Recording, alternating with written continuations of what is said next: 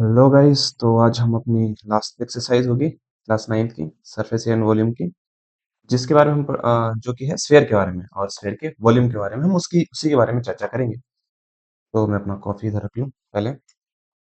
Okay. अब समझना, actually में जो हमारे पास वॉल्यूम होता है स्फीयर का वो है क्या। जब हम वॉल्यूम बोलते हैं तो ये तो पता है आपको वॉल्यूम का जो एक मैं पेन को ही कनेक्ट करना भूल गया। वॉल्यूम का मतलब क्या होता है? वॉल्यूम का मतलब हम समझ चुके हैं कि हमारे पास क्या होता है। कोई थ्री डायमेंशनल फिगर में कोई कितना स्पेस ऑक्युपाई कर रहा है, उसकी क्वांटिफिकेशन को या फिर उसको नंबरों के रूप में जो हम दर्शा सकते हैं, इस कैपेबिलिटी को, इस चीज को ही हमने वॉल्यूम का नाम दे दिया। अगर पूरे लेक्चर से देखते आ रहे हो तो हर चीज समझ आएगी। अब बीच में देख रहे हो तो ऑफकोर्स चीजें बहुत और मिस आउट करेंगे। तो जो मान लो हमारे पास एक स्फीयर है, हमारे पास एक स्फीयर है। इस स्फीयर के जो वॉल्यूम होता है, इसका वॉल्यूम होता है, मान लेट इट बी, इसका जो रेडियस है वो है आर। तो इसका वॉल्यूम क्या होगा? इसका वॉल्यूम का जो फॉर्मूला होता है वो होता है 4/3 पाई आर क्यूब। आखिर ये आया कैसे? देखो, जो असली मतलब मेथड है वो तो इंटीग्रेशन वाला ही। वो तो आप कैलकुलस की मदद से आप समझ ही नहीं सकते, बट हाँ, क्योंकि आप 9th क्लास में हो, आप कैलकुलस के बारे में तो हम नहीं समझ सकते, बट ये फॉर्मूला हमें याद रखना है। और मैं एक बार आपको एक्सप्लेन कर देता हूँ, समझाने की कोशिश करता हूँ कि आया कैसे। इधर देखो, समझ लो हमारे पास एक, इसको सिमुलेशन को मैं थोड़ा ठीक कर दूं। ये मान लो हमारे पास, ये हमारे पास है कौन, ये हमारे पास लेटेड भी एक स्फीयर है। जैसा कि आप देख सकते हो ये स्फीयर हमारे पास रोटेट कर रहा है। ठीक है। अब ये स्फीयर जब रोटेट कर रहा है हमारे पास, जिसका रेडियस लेटेड भी आर है, तो मान लेते हैं इन सभी स्फीयर और कौन है हमारे पास, इसमें मैं पानी भर देता हूँ। एक कौन का पानी का फॉर्मूला क्या होता है, मतलब वॉल्यूम का क्या फॉर्मूला होता है? 4/3 pi r cube. 4/3 pi r cube होता है। सॉरी, एक कौन के वॉल्यूम का formula 1/3 pi r cube, pi r square h होता है। ठीक है। अब वही वही ऑलमोस्ट अगर मैं एक कौन ले लूं जिसका रेडियस उसके हाइट के बराबर है, तो हमारे पास क्या आ जाएगा? एक कोण का जो फॉर्मूला जाएगा मेरे पास क्या आ जाएगा? मान लो इसका h इक्वल टू आर हो गया, तो हमारे पास 1/3 pi r square into are, तो 1/3 पाई आर क्यूब हो जाएगा फॉर्मूला। अब एक सेम मैं स्फीयर ले लेता हूँ जिसका रेडियस सेम हो, जिसका रेडियस जो है हमारे पास सेम हो। एक मिनट, इसको मैं सिमुलेशन को ठीक करता हूँ। ठीक है। अरे यार, एक मिनट। तो अब इसका फॉर्मूला क्या होगा इसके वॉल्यूम का? तो अगर मैं एनिमेट करके दिखाना चाहूँ तो देखो, लेट इट बी, हमारे पास क्या होगा, रिसेट हम कर देते हैं और मैं एनिमेट करता हूँ। मान लेते हैं सभी के सभी चार के चार कोन में पानी है। तो अगर मैं इसमें पानी भरता हूँ तो सेम, तो फॉर्मूला ऐसे चार कोन की वॉल्यूम के बराबर आ जाएगा। तो हमारे पास इसका फॉर्मूला हम क्या कह सकते हैं, एनालाइज करके ही बता सकता हूँ मैं, ऑफकोर्स असली मेथड तो इंटीग्रेशन ही है। एक कोन के जो वॉल्यूम है हमारे पास 1/3 पाई आर क्यूब है, और ऐसे चार कोन है तो उसका वॉल्यूम 4/3 पाई आर क्यूब होगा। ये आप इस मेथड से इजिली आप समझ सकते हो। ठीक है। चलो बाकी तो फॉर्मूला सही मतलब होना चाहिए। विंटर्स बहुत ज्यादा है। ओके। अब रही बात सेम हेमिस्फीयर की। हेमिस्फीयर हमारे पास क्या होता है? हेमिस्फीयर हमारे पास होता है, एक, हेमिस्फीयर हमारे पास क्या होता है? आधा स्फीयर। अब टोटल स्फीयर की जो वॉल्यूम है 4/3 पाई आर क्यूब है, उसके आधे स्फीयर की वॉल्यूम क्या होगी? 2/3। 2/3 पाई आर क्यूब, क्योंकि जाहिर सी बात है उसको हम 2 से डिवाइड कर देंगे, तो 2/3 पाई आर क्यूब ही बचेगा। ठीक है। बढ़ते हैं अब, कुछ इससे रिलेटेड क्वेश्चन कर लेंगे, बाकी फॉर्मूले में हम इतना डेप्थ में नहीं जाएंगे, क्योंकि सिर्फ फॉर्मूला हमें पता होना चाहिए। उसके डेरिवेशन के पीछे हम नहीं जाएंगे, बिना कैलकुलेशन की मदद से आप कह सकते हो, मैंने समझा दिया कि अगर एक कोन के वॉल्यूम का फॉर्मूला हमारे पास 1/3 पाई आर क्यूब होगा, जहाँ पे हाइट रेडियस के ही बराबर है, मैंने ये भी कंडीशन रखी है, मैं समझा भैया फॉर्मूला तो 1/3 पाई आर स्क्वायर एच बताया था, क्यूब क्यों आ गया? अगर हाइट जो है रेडियस के बराबर होगी तो रेडियस स्क्वायर इंटू आर, जाहिर सी बात है आर क्यूब हो जाएगा ना। सेम उसी प्रोसेस है। हमें मत समझना भैया r into r, r cube क्यों आया? भाई मेरे, जब सेम वेरिएबल होता है और मल्टीप्लाई हो रहा होता है तो पावर ऐड हो जाती है, इसकी पावर कुछ नहीं है तो वन है, पावर क्या हो जाएगी? ऐड 2 + 1, दैट इज आर की power 3। Find the volume of sphere. Sphere की वॉल्यूम निकालते हैं। अब देखो जिसका रेडियस हमारे पास इतना दे रखा है, तो 4/3 पाई आर क्यूब, जहां कुछ नहीं बोला गया वहां पाई को हम क्या लेंगे? 22/7। रेडियस हमारे पास 11.2 इंटू 11.2। अब देखते हैं हम ये 11.2 जो है 7 से जा रहा है कि नहीं जा रहा है। बाकी 2 to 4, तो देखते हैं 7 वन जा 7, हमारे पास 4 आया, और हमारे पास जाएगा 7 6 जा 42। तो हमारे पास अब जाहिर सी बात है, यहाँ पे एक नंबर डेसिमल है, आंसर है डिवाइड करके 16, तो एक नंबर डेसिमल लगाएंगे तो हमारे पास आ जाएगा 4/3 इंटू 22/7, अच्छा इंटू क्यूब है ना तो 11.2 टू हम कर लेंगे इंटू 11.89, ये तो कट ही गया हमारे पास। तो हमारे पास ये आया 1.6, तो यहाँ पे आया 7 से कट के इंटू 1.6 इंटू 11.2 इंटू 11 बस। अब बाकी कैलकुलेशन वाला पार्ट यार, इसमें कैलकुलेशन तो होगा ही। ठीक है चलो, तो अब मैं इसको मल्टीप्लाई कर देता हूँ, और कोई इस तो जा नहीं सकता। 1 + 1 2, 2 + 2 4, 3 से तो जाएगा नहीं, तो 4/3 इंटू, मैं एक काम करता हूँ, मैं इनको मल्टीप्लाई करता हूँ 88 से 88, या ऑटो शेप भी अलग चीज है। 88 इंटू 1.6 इंटू 11.2 को 11.2 से मल्टीप्लाई करके देख लेते हैं यहाँ पे कितना आएगा क्विकली। 11, मैंने मल्टीप्लाई करने की तरीका बता दिया डेसिमल में। अक्सर बच्चे कंफ्यूज होते हैं कि डेसिमल में भैया मल्टीप्लाई कैसे करेंगे, डेसिमल में तो समझ ही नहीं आता। तो कुछ नहीं करना, आपको सिंपल रखना है। नंबर डेसिमल को छोड़ दो, इग्नोर कर दो कि डेसिमल है ही नहीं, ऐसे ट्रीट करो उसे। जब ऐसा करोगे तो हमारे पास क्या आएगा, 2 × 2 = 4, 2 × 1 = 2, सेम। तो हमारे पास आएगा 2 1 1, फिर हमारे पास 2 1 1, फिर हमारे पास आएगा 4, फिर आएगा 4 5 2 1। अब यहाँ एक अंक बाद डेसिमल, यहाँ पे एक अंक बाद डेसिमल, फाइनल आंसर में 2 अंक बाद डेसिमल आना चाहिए यहाँ पे। तो हमारे पास आंसर हो गया 125.44। अब इसको मैं मल्टीप्लाई करूंगा 88 को 66 को भी मल्टीप्लाई कर लेते हैं, 18 और 16 को भी मल्टीप्लाई करते हैं। 8 6 54, 4 5 कैरी, 8 6 54, और 54 में 9 तो 5 9। फिर हमारे पास 8 8, फिर हमारे पास आएगा 4 7 14, 1 4 7 4। अब जाहिर सी बात है यहाँ पे एक बार डेसिमल था, तो फाइनल आंसर में एक बार डेसिमल। अब मैं ऑफकोर्स यहाँ पे मल्टीप्लाई नहीं करने वाला हूँ इसे, क्योंकि बहुत लेंदी हो जाएगा, और सिर्फ इंट्रोडक्शन वाला वीडियो मैं यहाँ पे कैलकुलेटर यूज कर लूंगा। मैं सिर्फ मल्टीप्लाई कर लूंगा 147.4 इंटू 125.44 को बाई 3 से। वो कर सकते हैं मल्टीप्लाई यार, मेरे को ना टाइम भी तो देखना है।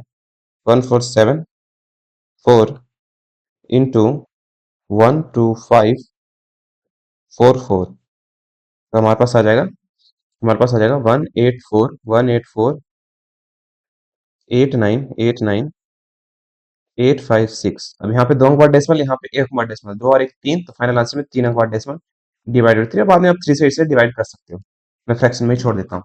ठीक है, आई होप आपको डिवीजन आता होगा। हम यहाँ पे स्फीयर के बारे में सीखने वाले हैं, ना कि डिवीजन। चलो, a short put is a metallic sphere of radius 4.9 centimetre. Short put पता है, आपने स्कूल में गेम देखा होगा, लोहे की ना एक बॉल सी होती है। एक गेम होता है, उसको हम कितनी दूर फेंक सकते हैं ना, ये वाला गेम होता है। एक शॉर्ट पुट है जिसका, ये रहा हमारे पास, ये स्फीयर है शॉर्ट पुट वाला, और जिसका मेटेलिक रेडियस जो है हमारे पास, जिसका मेटेलिक रेडियस वो है 4.9 सेंटीमीटर। अब इसका मेटेरियल हमारे पास रेडियस पता चला 4.9 सेंटीमीटर। इसका डेंसिटी हमारे पास ये दे रखा है, find the mass of the, इसका मास निकालना है। एक काम करते हैं, पहले वॉल्यूम निकाल लेते हैं, क्योंकि मास निकाल का एक रेशियो बताऊंगा मैं क्या होता है। पहले हम वॉल्यूम निकाल लेते हैं, पहले आसान काम करते हैं। तो volume of shot put equal to 4/3 pi r cube होता है। अब 4/3 पाई की वैल्यू हमें क्या लेना है, 22/7 इंटू रेडियस हम कितना लेंगे, 4.9 इंटू 4.9 इंटू 4.9, 4.9 इंटू 4.9 तीन बार, 7 × 7 7 7 49 होता है हमारे पास। जाहिर सी बात है 3 से तो कोई कटेगा नहीं, हमारे पास आएगा 88 इंटू 7 इंटू 4.9 इंटू 4.9। एक सलाह दूं, कॉल किसका आ रहा है यार, एक मिनट में चेक करता हूँ। हाँ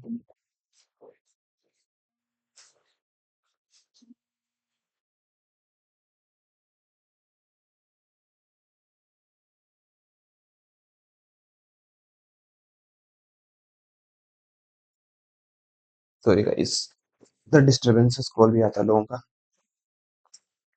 चलो, तो हमारे पास इतना सेंटीमीटर क्यूब। एक सलाह मैं तुम्हें देता हूँ, जब आप, हमें फाइनल निकालना है डेंसिटी, मास निकालना है, तो एक, आप फिजिक्स में आप पढ़ चुके होंगे, डेंसिटी जो होता है, डेंसिटी डेंसिटी किसके बराबर होता है, डेंसिटी होता है मास, मास डिवाइडेड बाय वॉल्यूम। अच्छा, ये आपको बताता क्या है, डेंसिटी आपको बताता है कोई चीज में कितना घनत्व है। उदाहरण के लिए, किसी एक यूनिट वॉल्यूम में कितना मास प्रेजेंट है, आपको ये बताता है। फॉर एग्जाम्पल, सेम बॉल, मैं सेम मैं यहाँ पे ये बल्ब लेता हूँ ऐसा, आपको पता है कि खाली है, बट सेम चीज अगर मैं आयरन का लेता हूँ तो आपको भारी, वो भारी लगेगा। क्यों? क्योंकि अगर भारी आयरन को मैं इतना पीस लूं, और सेम थर्माकोल या दूसरी चीज का, लकड़ी का ऐसा पीस लूं, आयरन के इतने ही वॉल्यूम में ज्यादा नंबर ऑफ एटम प्रेजेंट होंगे, अगर मैं इससे कंपेयर करूं। इसलिए आयरन में ज्यादा मास होता है, उसका वजन ज्यादा होता है। ठीक है, तो डेंसिटी का ये फॉर्मूला होता है। आपको डेंसिटी दे रखा है जो कि 7.8 ग्राम पर सेंटीमीटर क्यूब है। तो हमारे पास इसको बल्ब को रख देता हूँ मैं। तो डेंसिटी दे रखा है 7.8 इक्वल टू मास हमारे पास हमें नहीं पता है, बस वॉल्यूम हमारे पास पता है v। ठीक है, अभी इधर डिवाइड हो रहा है, मास में जाके मल्टीप्लाई होगा, तो 7.8 इंटू, हम इससे मल्टीप्लाई कर देंगे 88 इंटू, एक मिनट यहाँ करते हैं हम, यहाँ करते हैं 7.8 into 88 into 7 into 4.9 into 4.9 divided by 3। चलो कैलकुलेशन बढ़ी गई, कम नहीं। 7 14 15, अब ये चला जाएगा 7.8 3 से कैंसिल आउट हो जाएगा, हम काट सकते हैं। तो हमारे पास आएगा 3 1 जा 3, 3 2 जा 6, 3 6 जा 18 और दो एक अंक बाद डेसिमल। तो बस यहाँ पे कैलकुलेटर में यूज कर लूंगा जल्दी, क्योंकि अब मल्टीप्लाई, क्योंकि बहुत बड़े बड़े डिजिट है, मैं मल्टीप्लाई नहीं करूंगा। तो फाइनली यहाँ पे मैं सबको मल्टीप्लाई करता हूँ, तो 26 मल्टीप्लाई होगा हमारे पास 88 से, हमारे पास आएगा 2288। ठीक है, सॉरी 2288। ठीक है, और यहाँ पे हमारे पास 4.9 इंटू 4.9 इंटू 7, 49 इंटू 49 इंटू 7, ये हमारे पास आएगा 16807। अब जाहिर सी बात है, यहाँ पे एक बार डेसिमल था, तो मल्टीप्लाई करने के बाद यहाँ पे एक बार डेसिमल होगा, यहाँ पे एक अंक बाद, यहाँ पे एक अंक बाद, तो फाइनल आंसर में 2 अंक बाद डेसिमल होगा यहाँ पे। अब इन दोनों को हम मल्टीप्लाई करते हैं। ठीक है, किसको? 16807 इंटू 2288 इंटू 2288, तो हमारे पास आएगा 38454416 और यूनिट क्या थी? ग्राम, तो यहाँ पे हमारे पास ग्राम आएगा। ठीक है, तो यहाँ पे 2 अंक बाद डेसिमल, यहाँ पे 1 अंक बाद डेसिमल, तो फाइनल आंसर में 3 अंक बाद डेसिमल होगा, तो 3800 नहीं, 38,454 ग्राम। अगर हम इसको किलो में आप कन्वर्ट करोगे, तो जाहिर सी बात है ग्राम को किलो में कन्वर्ट करने के लिए 1000 से डिवाइड कर देंगे, तो 38,454.416 को आप 1000 से डिवाइड कर दोगे, 1 2 3 से डिवाइड कर दोगे, तो यहाँ पे कितने 3 अंक बाद डेसिमल है। तो जब हम एक के बाद डिवाइड कर रहे होते हैं, सिर्फ 100 से, ये मतलब 100,000, सिर्फ 1 के बाद 0 ही होना चाहिए, कुछ नहीं होना चाहिए, उससे डिवाइड करते हैं, ऐसे नंबर से डिवाइड करते हैं, तो डेसिमल उतने अंक बाद शिफ्ट हो जाता है राइट की तरफ। तो यहाँ पे 1 2 3 अंक बाद डेसिमल है, तो फाइनल आंसर में 3 अंक बाद डेसिमल लगेगा, पहला अंक, दूसरा अंक, तीसरा अंक, तीसरे अंक बाद डेसिमल लगेगा 38.45416 और आंसर आ जाएगा किलो। ठीक है, अब जाहिर सी बात है आपको राउंड ऑफ करना चाहिए, क्योंकि आंसर में हम डेसिमल के 2 अंक बाद तक ही हम लिखते हैं, वो प्रिसीजन इतना हमारे पास करेक्ट होता है, बुक में भी हमारे पास इतना ही लिखना होता है। तो राउंड ऑफ हम करेंगे, तो जाहिर सी बात है क्या आ जाएगा, यहाँ पे 5 4 है, थर्ड डिजिट हमारे पास क्या है, 4 है, तो हमारे पास अगर 5 से कम होता है तो डिजिट को हम ड्रॉप कर देते हैं, 5 से ज्यादा होता है तो हम इस अंक को बढ़ा देते हैं। अगर फॉर एग्जाम्पल यहाँ पे 6 रहता है, तो 5 की जगह हम यहाँ पे लिखते हैं 38.46 लिख देते हैं, बट क्योंकि यहाँ पे 5 से कम है, तो यहाँ सिर्फ हम 5 लिखेंगे, डिजिट को ड्रॉप कर लेंगे और आंसर लगा देंगे किलो। ठीक है, तो ये आपको बेसिक चीजें आपको पता होनी चाहिए, राउंड ऑफ कैसे होता है, बाकी चीजें, कन्वर्जन कैसा, फॉर एग्जाम्पल किसी को ये डेंसिटी का कॉन्सेप्ट ही नहीं पता है, तो उनके लिए समझना जरूरी है, मतलब मुश्किल है। अब उन्हें यही नहीं पता है कि डेंसिटी हमारे पास ये दे रखा है, तो यहाँ पे ग्राम में कैसे आ गया। फॉर एग्जाम्पल जैसे कि हमारे पास डेंसिटी को हमने किसमें मेजर किया है, ग्राम डिवाइडेड पर सेंटीमीटर क्यूब, मतलब डिवाइडेड बाय सेंटीमीटर क्यूब। ठीक है, ऊपर टू हम इक्वल टू हमारे पास क्या दे रखा था, मास बाई वॉल्यूम, मास को हम ग्राम में मेजर करेंगे, और वॉल्यूम नीचे था, वॉल्यूम को सेंटीमीटर क्यूब में कन्वर्ट करेंगे, सेंटीमीटर क्यूब इधर डिवाइड हो रहा है, उधर चला जाएगा, क्या हो जाएगा, मल्टीप्लाई, तो gram by centimetre cube into centimetre cube equal to gram, convert किया, इसलिए यहाँ पे जो भी नंबर आया उसके आगे हमने ग्राम लिखा। यूनिट इस तरीके से काम करती है, थोड़ी बहुत फिजिक्स भी आपको पता होनी चाहिए। ठीक है, बेसिक चीजें सेम, जैसे आप पूछोगे वेलोसिटी या फिर हमारे पास स्पीड, स्पीड की यूनिट हमारे पास किलोमीटर पर आवर ही क्यों होती है, स्पीड किसके बराबर होता है, distance divided by time, distance को किस में मेजर करते हैं, किलोमीटर में, टाइम को किस में मेजर करते हैं, घंटे में, तो हम किलोमीटर पर आवर बोलते हैं। ये सब पता होना चाहिए। फिजिक्स का लेक्चर इन केस अगर मैं रिकॉर्ड करूँ फ्यूचर में, तो मैं सब अच्छे से एक्सप्लेन करूंगा। फिलहाल बढ़ते हैं नेक्स्ट क्वेश्चन की तरफ। नेक्स्ट क्वेश्चन हमारे पास कह रहा है, hemispherical bowl has a radius of 3.5 centimetre, hemispherical bowl है, हेमिस्फेरिकल बाउल है, ऐसा एक बाउल है। ठीक है, उसका रेडियस हमारे पास कितना है, हेमिस्फेरिकल बाउल का रेडियस है 3.5 centimetre. What would be the volume of what would be the volume of water it would contain. अब बताओ इसमें कितना वॉल्यूम वाटर आ सकता है, जाहिर सी बात है जो कटोरे का वॉल्यूम होगा उतना ही वॉल्यूम आ जाएगा। तो हमारे पास हेमिस्फेयर का वॉल्यूम का फॉर्मूला क्या होता है, 2/3 पाई आर क्यूब, तो 2/3 इंटू 22/7 इंटू रेडियस हमारे पास कितना है 3.5 इंटू 3.5 इंटू 3.5, तो हमारे पास 7 × 1 7, 7 × 5 35, 0.5 हमारे पास हो गया। अब समझदार इंसान को पता है कि 0.5 और 2 को पहले मल्टीप्लाई करूंगा 10 होगा, 2 5 ज़ा 10, और एक अंक बाद डेसिमल 1, तो ये दोनों गायब हो जाएंगे, 1 ही वो बन जाएगा, तो 1 को लिखने की जरूरत नहीं है। तो हमारे पास बचेगा सिर्फ 22 इंटू 3 इंटू 3.5 इंटू 3.5। अब एक कोई और समझदार इंसान होगा इतना, तो वो ये भी समझ जाएगा कि यहाँ पे मैं लिख सकता हूँ 11 into 2 into 3.5 into 3.5 divided by 3। वो समझेगा 3.5 70 हो जाएगा, 70 एक अंक बाद डेसिमल, क्योंकि यहाँ भी एक अंक बाद डेसिमल, तो आंसर हमारे पास कितना आ जाएगा 11 इंटू 7 इंटू 3.5 बाई 3।